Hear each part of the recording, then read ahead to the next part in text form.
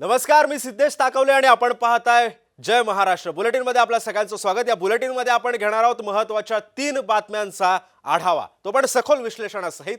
बुलेटिनच्या सुरुवातीलाच बातमी आहे कबूतरखान्या संदर्भामधली। आज कबूतरखाना संदर्भामध्ये आज मराठी एकीकरण समिती एकवटलेली आहे। आज कबूतरखाना बंदीच्या समर्थनार्थ मराठी एकीकरण समितीने मोर्चाची हाक दिली आहे।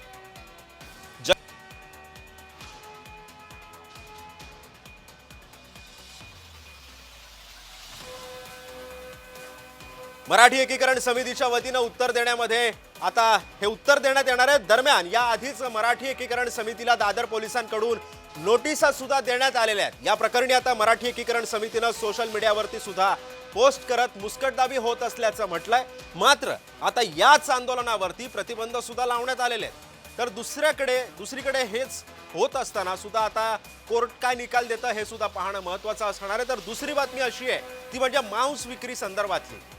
मांस विक्री बंदीच्या मुद्द्याचा आता अजित पवारांनी निषेध नोंदवलाय। कुणी काय खावं यावर बंदी घालणं योग्य नसल्याचं अजित पवार म्हणाले। सोबतच श्रद्धेचा प्रश्न असल्यास चिकन मटणावरती बंदी घातली जाते असं सुद्धा अजित पवार बोलायला विसरले नाहीये। सध्या नाफेडमध्ये तिसरी बातमी आपण पाहतोय। सध्या नाफेडमध्ये सुद्धा कांद्याचा प्रश्न अजून सुद्धा सुटायचं नाव घेत नाहीये। कारण नाफेडकडून सुरू असणाऱ्या कांदा खरेदीमध्ये गैरव्यवहार झाल्याच्या पार्श्वभूमीवरती आता काँग्रेस आक्रमक झाली आहे। नाफेड कांदा खरेदीमध्ये अनियमितता आढळून आल्यानंतर ही कारवाई होत नसल्यानं काँग्रेसनं सध्या बाळासाहेब थोरातांच्या नेतृत्वात आंदोलनाचा इशारा दिला। या 3 महत्त्वाच्या बातम्या आहेत आतापर्यंतच्या। एक म्हणजे कबूतरखाना संदर्भातली, दुसरी म्हणजे अजितदादांच्या वक्तव्याची आणि तिसरी म्हणजे कांदा घोटाळा संदर्भातली। आता पहिली बातमी अशी असणार आहे की कबूतरखान्यावरती जे काही कबूतरखाना बंदीचा जो निर्णय देण्यात आलेला होता या निर्णयासंदर्भात या निर्णयाच्या समर्थनार्थ आज मराठी एकीकरण समिती एकवटलेली आहे। काही दिवसांपूर्वी जैन समाजानं या संदर्भामध्ये आंदोलनाची हाक दिलेली होती। मात्र आता अखेर आज मराठी एकीकरण समिती आक्रमक झालेली आहे। कबूतरखाना की वादखाना असा सवाल आता या निमित्तानं उपस्थित होता।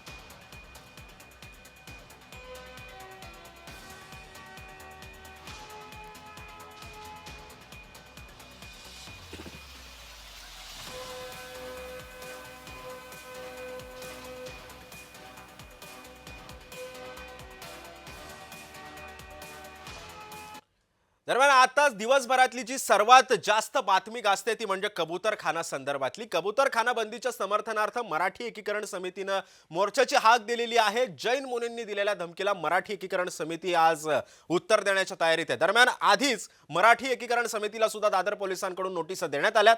या प्रकरणी आता मराठी एकीकरण समितीने सोशल मीडियावरती ही पोस्ट करत मुस्कटदाबी होत असल्याचं म्हटलंय। मात्र आता याच आंदोलनावरती प्रतिबंध लावण्यात आले। तर दुसरीकडे उच्च न्यायालय सुद्धा कबूतरखान्यावरती सुनावणी करणार आहे। त्यामुळे आता निकालाकडे सुद्धा सर्वांचंच लक्ष लागलं। या संदर्भातली माहिती देण्यासाठी आमच्यासोबत 2 आमचे प्रतिनिधी जोडले गेलेले आहेत। एक म्हणजे मनोज दयाळकर आणि दुसरी म्हणजे आमची प्रतिनिधी ज्योत्स्ना आपल्यासोबत जोडली गेली आहे। मी सर्वप्रथम मनोज तुझ्याकडे येतोय। हा सगळा वाद काय आणि आता सध्या मराठी एकीकरण समितीचं आंदोलन कधी सुरू होतंय आणि नेमकी भूमिका काय असणार आहे? नक्कीच सिद्धेश, आपण बघितलं तर कबूतरखान्याचा वाद हा मोठ्या प्रमाणामध्ये आता चिघळत आहे। आज मराठी एकीकरण समितीकडून आंदोलनाचा इशारा दिलेला होता। कबूतरखाना बंद ठेवण्याच्या समर्थनार्थ आपण मिळतं या ठिकाणी मराठी समीकरण एकीकरणाकडूनही आंदोलनाचा इशारा देण्यात आलेला होता। सकाळी 10 वाजता हे आंदोलन सुरू होणार होतं आणि आपण या अगोदर बघितलं 6 ऑगस्ट रोजी जैन समाजाकडनं आंदोलन करण्यात आलेलं होतं। संपूर्ण जैन समाज हा रस्त्यावरती उतरलेला होता। कबूतराच्या आपण मिळतं कबूतरखाना चालू ठेवावे यासाठी आपण बघितलं तर जैन समाजाकडनं हे आंदोलन करण्यात आलेलं होतं आणि त्यांच्या हातात चाकू सुरी पण होती आणि जे ताडपत्री जी महानगरपालिकेने कबूतरखान्यावरती या ठिकाणी बसवलेली आहे ती तोडली देखील होती आणि त्यानंतर पुन्हा आपण बघितलं तर महानगरपालिकेकडून जी ताडपत्री ती बसवण्यात आलेली होती आणि पुन्हा आपण या ठिकाणी बघितलं तर वाद हा सुरूच होता आणि त्यानंतर कबूतरखाना ट्रस्टकडनं देखील त्या ठिकाणी आपण बघितलं तर एक पोस्टर लावण्यात आलेलं होतं आणि 6 ते 8 वेळेमध्ये कबूतरखान्यांना दाणे टाकू शकतो ही परवानगी मिळाली आहे। पण ही परवानगी लेखी मिळाली नसली तरी तोंडीही मिळालेली आहे असं त्या ठिकाणी सांगण्यात आलेलं होतं। आता पण या काय संदर्भामध्ये आता कशा पद्धतीनं मराठी एकीकरण समिती आता मुद्दा उपस्थित करते हे सुद्धा बोलणं आणि बघणं महत्वाचं ठरणार आहे. धन्यवाद तू दिलेल्या अधिक माहितीसोबत. तू आमच्यासोबत असाच जोडलेला राहा. मात्र आता यानंतरची या संदर्भातली एक बातमी आहे. उच्च न्यायालय कबूतरखान्यावरती आता सुनावणी करणार आहे. दादरचा कबूतरखाना राहणार की जाणार याकडे सध्या सर्वांचंच लक्ष लागलंय. मी ज्योत्स्ना तुझ्याकडे येतो या बातमी संदर्भात. नेमका आता कोर्ट काय निकाल देऊ शकतं आणि आता अखेर या सुनावणीला कधी सुरुवात होणार आहे? अगदी बरोबर आहे, कारण आपण बघतोय की कोर्टात जी याचिका दाखल केली होती की कबूतरखाना जे आहे ते सार्वजनिक परिसरामध्ये बंद करावे, यामागचं कारण अगदी वैज्ञानिक होतं. कारण आपण बघतोय की दादर असो किंवा ज्या ज्या ठिकाणी मुंबईमध्ये जवळपास 52 पेक्षा अधिक जे आहेत कबूतरखाने आहेत आणि ते सर्व रहदारीच्या ठिकाणी आहेत, सार्वजनिक ठिकाणी आहेत.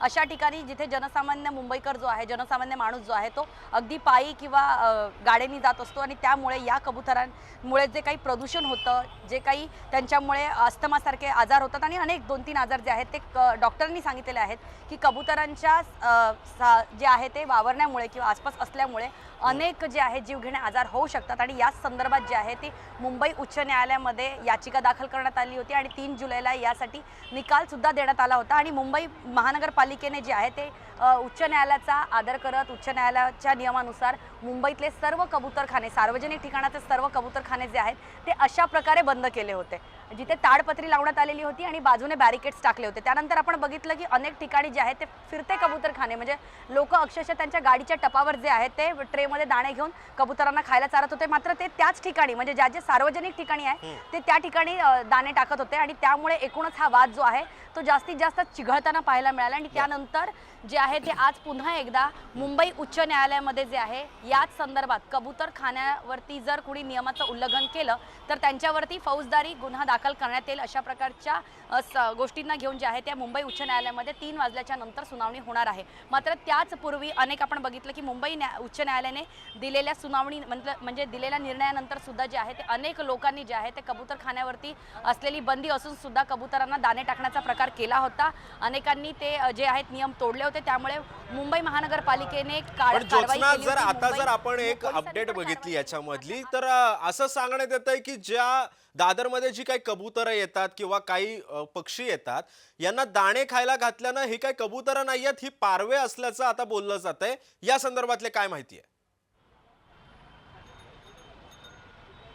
अगदी तर्कवितर्क जे आहे ते वेगळ्या पद्धतीने लागू होत आहेत. मात्र आपण बघतोय की पारवे आहेत, कबूतर आहेत, मग अनेक काही संघटना त्यांनी म्हटलं की आम्ही कावळ्यांना पण खायला घालणार. त्याच्यामुळे मूळ प्रश्न हा आहे की पक्ष्यांचं सार्वजनिक ठिकाणी, एकाच ठिकाणी हजारो पक्षी बसणार आणि ते जेव्हा उडत असतात किंवा त्यांच्या पंखातून जे काही अनेक कण निघतात त्याच्यामुळे जे आहे अस्थमासारखे आजार निघतात. त्याच्यामुळे जे सार्वजनिक स्थळावरती कुठलेही पक्षी, म्हणजे कबूतर असो, कारण जैन धर्मियानुसार जे आहे ते कबुतरांना दाणे टाकल्याने त्यांच्या धर्मामध्ये तसे सांगितले आहे. मात्र बंदी इथे कबुतरांना दाणे न टाकण्याचा नाहीये. बंदी यासाठी आहे की सार्वजनिक ठिकाणी कोणत्याही पक्ष्यांचा इथे जमाव तयार करणं आणि त्यामुळे इतरांना त्याचे प्रदूषणामुळे इतरांचे हाल होणं, याकरता ही जमावबंदी होती. आणि हे वारंवार जे आहे महाराष्ट्र एकीकरण समिती असो किंवा ज्यांनी मुंबई महानगरपालिका असो, यांनी प्रत्येक वेळी हे सांगितलं की हे वैज्ञानिक कारण आहे आणि त्याचमुळे कोर्टामध्ये ही याचिका दाखल करण्यात आली होती आणि नंतर अनेकांनी हे नियम तोडले होते. मात्र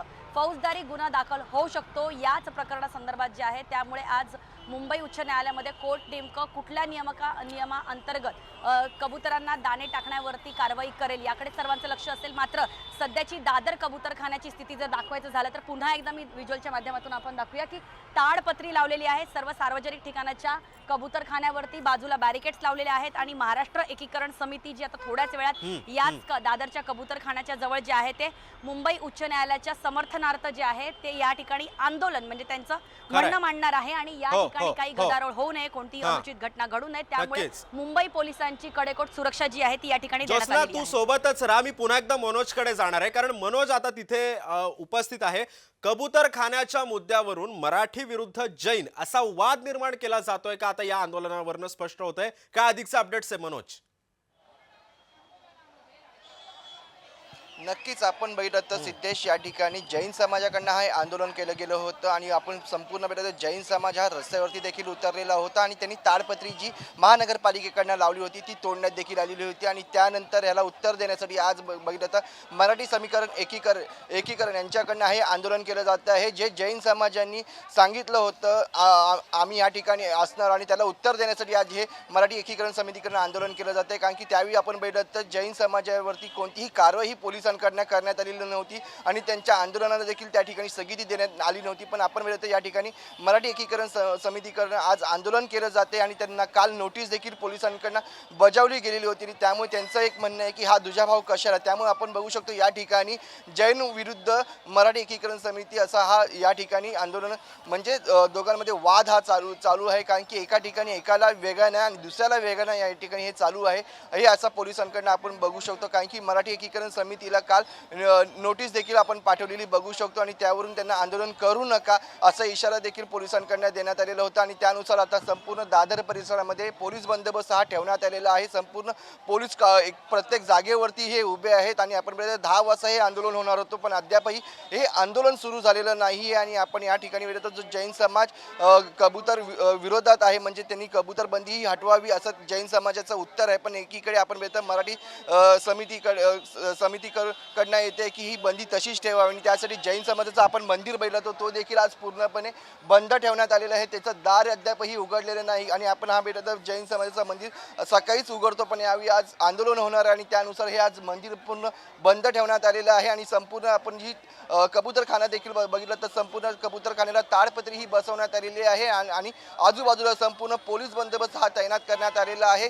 कारण की 6 ऑगस्ट रोजी संपूर्ण जैन समाज हा रस्त्यावरती उतर आणि त्याला उत्तर म्हणून नक्कीच मनोज, त्यामुळे आता या संदर्भामध्ये आता कशा पद्धतीनं या सगळ्या पार्श्वभूमीवरती आता निर्णय होतो हे सुद्धा पाहणं महत्त्वाचं असणार आहे. ज्योत्सना आणि मनोज तुम्ही आमच्यासोबत असेच जोडलेले राहा. आपण दुसऱ्या बातमी संदर्भातले अपडेट्स घेऊयात. नंतर आता बातमी आहे नाफेडमधून.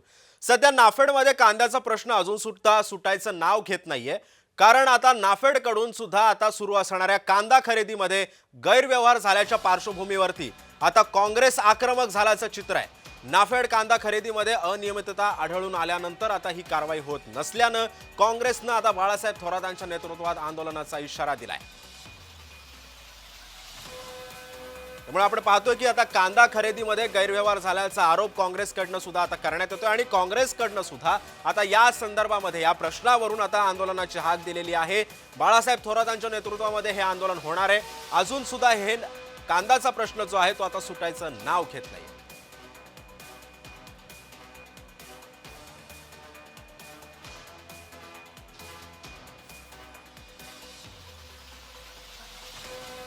या संदर्भामध्ये बोलण्यासाठी आपल्यासोबत जोडले गेलेले आहेत कांदा उत्पादक भारत दिघोळे आपल्यासोबत आहेत. भारतजी, स्वागत आहे तुमचं जय महाराष्ट्रमध्ये. माझा पहिला प्रश्न तुम्हाला असा आहे की हा घोटाळा नेमका कसा झाला आणि नेमकं तुमच्या काय काय निदर्शनास आलं या संदर्भामध्ये? हे बघा, देशामध्ये सर्वाधिक मोठं कांद्याचं उत्पादन घेणारं राज्य महाराष्ट्र आहे. या महाराष्ट्रातून मोठ्या प्रमाणात कांद्याची शेती केली जाते. एकीकडे शेतकऱ्यांचा उत्पादन खर्च वर्षानुवर्ष वाढतोय तर त्या तुलनेत शेतकऱ्यांना दर हा मिळत नाही ही शेतकऱ्यांची मुख्य तक्रार आहे. केंद्र सरकार दरवर्षी बफर स्टॉक साठी जे कांदा खरेदी केले जाते त्या बफर स्टॉक साठी या वर्षी नाफेड व NCCF या दोन संस्थांनी 1.5 लाख टन म्हणजे 3 लाख टन कांदा खरेदीचं उद्दिष्ट ठेवलं होतं. या खरेदीमध्ये प्रत्यक्षात बाजार समित्यांमध्ये जाऊन शेतकऱ्यांचा कांदा खरेदी करणं अपेक्षित असताना येथे मात्र काही फेडरेशन आणि काही ज्या संस्थांना कामं दिलेली आहेत त्या संस्था या बोगसरित्या कागदोपत्री शेतकऱ्यांचा कांदा दाखवून तो आधीच स्वस्तात घेतलेला कांदा या नाफेडच्या कांदा दाखवण्याचं काम NCCFचं कांदा दाखवण्याचं काम या संस्थाकडून या फेडरेशन सुरू आहे.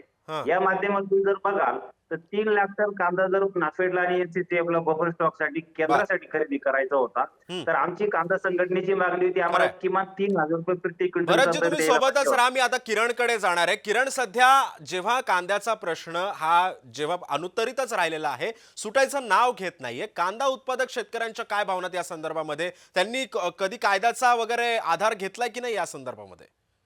ते मागच्या अनेक वर्षांपासून खरं तर हा कांद्याचा प्रश्न जो आहे तो निकाली निघत नाहीये. कांद्याचे दर घसरल्यानंतर कांदा उत्पादक शेतकऱ्यांमध्ये रोष बघायला मिळतो आणि कांद्याचे दर वाढल्यानंतर जे सर्वसामान्य नागरिक असतात ते नाराजी व्यक्त करतात. पण आता गेल्या काही दिवसांपासून कांद्याचे दर हे मोठ्या प्रमाणात एकूणच घसरलेला आहे.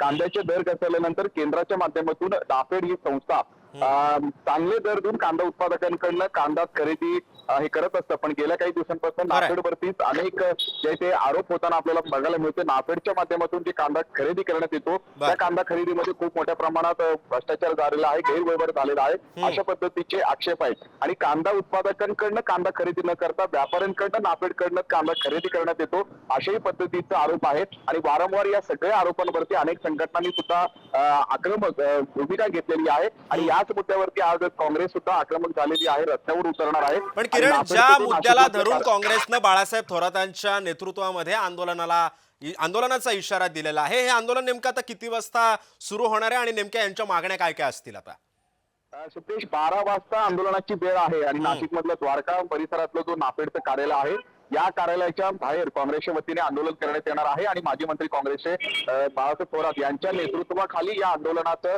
आयोजन करण्यात आलेलं आहे. आणि यांचं प्रमुख मागणी एकच कांद्याला जे हमीभाव मिळावा आणि नाफेडच्या माध्यमातून जे गैरव्यवहार आतापर्यंत झालेला आहे या सगळ्या संदर्भात जे इन्क्वायरी करून कारवाई करावी अशा पद्धतीची एक मागणी आहे. आणि कांद्याला जे अनुदान देण्याची मागणी आहे, वेगवेगळ्या मागण्या आहेत.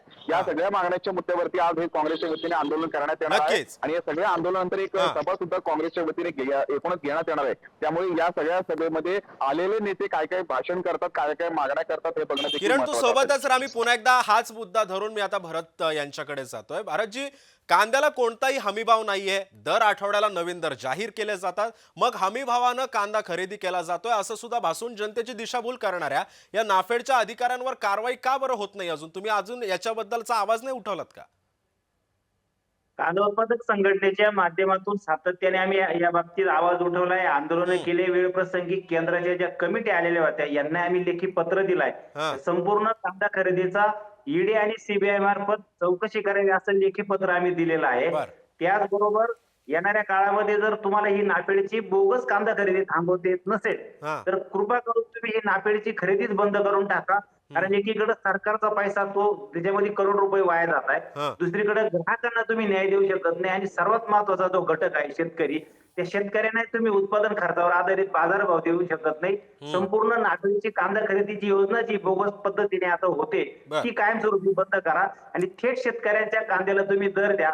आम्ही मोठ्या प्रमाणात कांदा पिकवत राहू, देशाला कांदा पुरवत राहू, मात्र आमच्या कांद्याचे दर चांगले राहतील. उत्पादन खर्चापेक्षा अधिक म्हणजे किमान 3,000 रुपये. तुम्ही म्हणता की आता आम्ही वारंवार कागदोपत्री सगळ्या गोष्टी दिलेल्या आहेत, मग अजून कारवाई का होत नाहीये? मग नेमकं घोडा अडतंय कुठे? याला सर्वस्वी जबाबदार सरकार आहे. आणि आम्ही तर म्हणतोय, आज काँग्रेस पक्ष जे आता नाशिकमध्ये आंदोलन करतोय, आम्ही त्यांच्या आंदोलनाचं स्वागत करतोय. पण देशाच्या इथं जे विरोधी पक्ष नेते प्रमुख त्यांनी जसं मतदार याद्यांसाठी बाकीच्यासाठी काही आंदोलन करताय, राहुल गांधी जे आहे यांनी हा मुद्दा याच्यामध्ये उपस्थित करून आताच अधिवेशन संसदेचं चालू आहे तर आता इथं नाशिकमध्ये आंदोलन करतायत त्याचं निश्चित स्वागत. परंतु ही लढाई जी आहे ही छोटीशी आम्हाला वाटते. काँग्रेस पक्षाने त्यांचे महाविकास आघाडीचे देशातले राज्यातले जे काही विरोधी पक्ष सर्व आहे त्यांनी सरकारवरती केंद्रातल्या सत्ताधाऱ्यावरती अधिकचा दबाव शेतकऱ्यांसाठी निर्माण करण्याची खऱ्या अर्थाने आवश्यकता आहे. खरंय. पण भारतजी, आता तुम्ही म्हणता की सगळ्या गोष्टींमधून आता जसं राहुल गांधींनी आवाज उठवला होता बोगस मतदार याद्यांसंदर्भातला, तसंच कांद्यावरती सुद्धा आज आवाज उठवला जातोय. पण याच्या आधी उठवलाच गेला की आवाज, याच्या आधी का नाही मग याच्या संदर्भामध्ये कारवाई झाली? जर कारवाई आधीच झाली असती तर अशा पद्धतीचं पुन्हा एकदा आंदोलन करायला भागच नसतं पाडलं तुम्हाला. निश्चितच तुमचा हा मुद्दा महत्वाचा आहे. ही कारवाई होत का नाहीये आणि वारंवार, हे काय पहिलं वर्ष नाही 2025, मागच्या 6-7 वर्षांपासून कांद्याची नाफेडचे बफर स्टॉक साठी होणाऱ्या खरेदीचं सातत्याने गैरव्यवहार होत आलेला आहे. 1-2% फक्त प्रामाणिक प्रात्यक्षिक खरेदी तिथं होते. 98-99% खरेदी ही बोगसरित्या होते कांद्याची नाफेडची बफर स्टॉकची. याचा आतापर्यंतचा सर्व जो खरेदीचा डाटा आहे तो सरकारने सार्वजनिक करावा आणि कुठल्या शेतकऱ्याकडून खऱ्या अर्थाने यांनी कांदा घेतला, काय दर त्यांना दिले, हा सर्व माहिती सार्वजनिक करावी. याची जबाबदारी केंद्र सरकारची आहे. आणि दुर्दैवाने केंद्र सरकार शेतकऱ्यांचं हे जे काही नुकसान आहे हे करण्याचं धोरण त्यांनी अवलंबलं आहे, त्याचा आम्ही जाहीर निषेध करतो.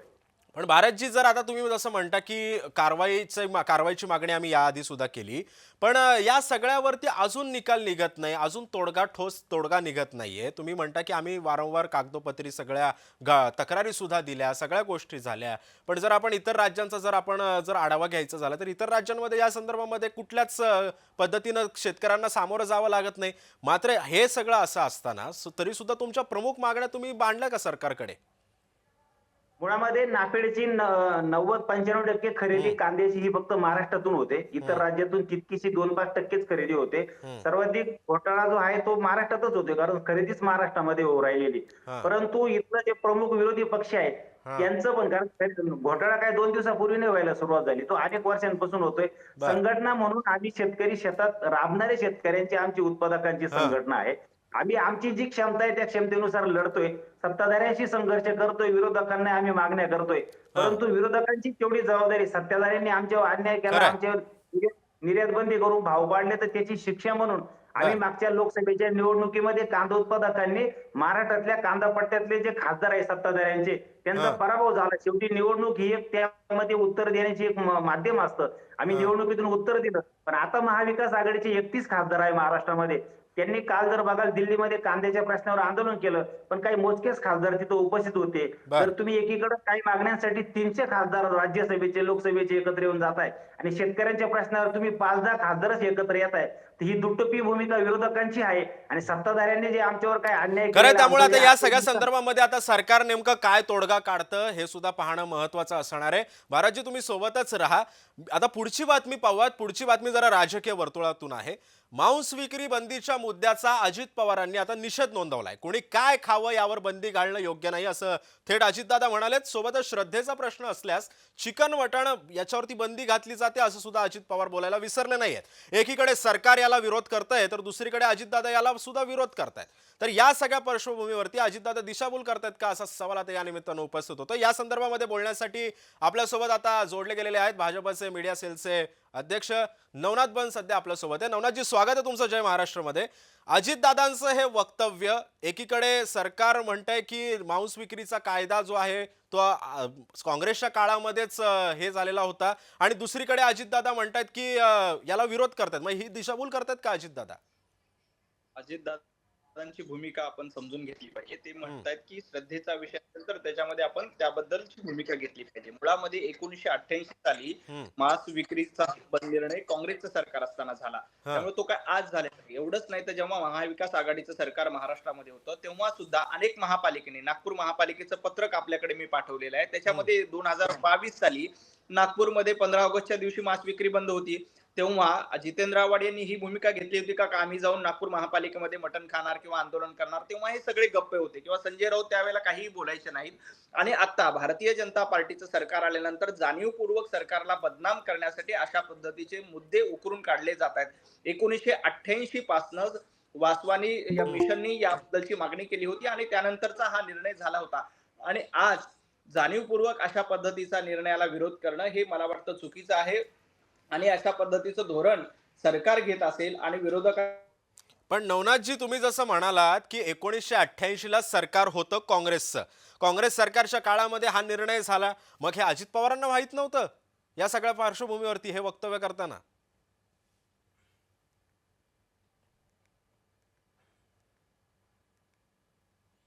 काही तांत्रिक कारणामुळे नवनाथ बन यांचा आवाज आपल्यापर्यंत पोहोचू शकत नाहीये. मात्र या मांस विक्री बंदीच्या या सगळ्या कारणावरून आता अजितदादांनी ही प्रतिक्रिया दिलेली आहे.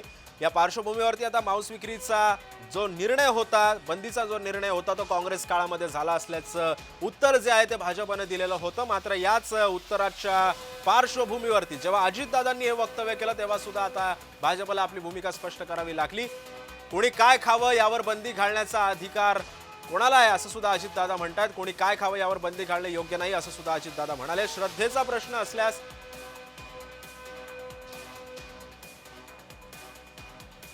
दरम्यान याच सगळ्या अजितदादांच्या वक्तव्यावरती शिवसेनेकडून सुद्धा आता काय कानपिचक्या अजितदादांना दिल्यात हे सुद्धा आपण पाहू.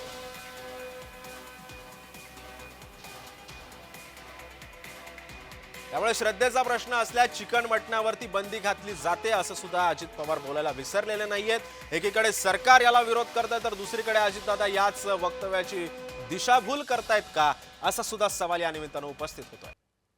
त्यामुळे आपण ह्या पाहतोय की आतापर्यंतच्या या 3 महत्त्वाच्या बातम्यांचं आपण विश्लेषण बघितलं. पहिली बातमी होती कबूतरखाना संदर्भातली, ज्या कबूतरखान्यावरती आज मराठी एकीकरण समितीचं आंदोलन पार पडणार आहे. यावेळी मोठा पोलिसांचा बंदोबस्त सुद्धा तैनात करण्यात आलेला आहे आणि सोबतच याच मुद्द्याला धरून आज 3 वाजता कोर्टामध्ये सुनावणी सुद्धा पार पडणार आहे. त्यामुळे या कबूतरखान्याचा वाद मिटणार की अजून वाढणार हे सुद्धा पाहणं महत्त्वाचं असणार आहे. तर दुसरी बातमी आपण बघितली की मांस विक्री बंदीच्या संदर्भामधली अजित पवारांनी जे काही वक्तव्य केलेलं होतं, एकीकडे सरकार याला विरोध करतायत तर दुसरीकडे अजितदादांच्या वक्तव्यामुळे अजितदादा दिशाभूल करतायत का हे सुद्धा या निमित्तानं या चर्चांना आता ऊत आलेला होता. तर तिसरी बातमी ही कांद्या संदर्भातली होती. कांद्यासाठी आज काँग्रेसच्या बाळासाहेब थोरातांच्या नेतृत्वामध्ये नाफेडमध्ये जो कांदा विक्री खरेदीमध्ये घोटाळा झालेला होता, या पार्श्वभूमीवरती काँग्रेसनं आज आंदोलनाचा इशारा दिला आणि याच पार्श्वभूमीवरती आज या 3 बातम्या आपण बघितलेल्या आहेत.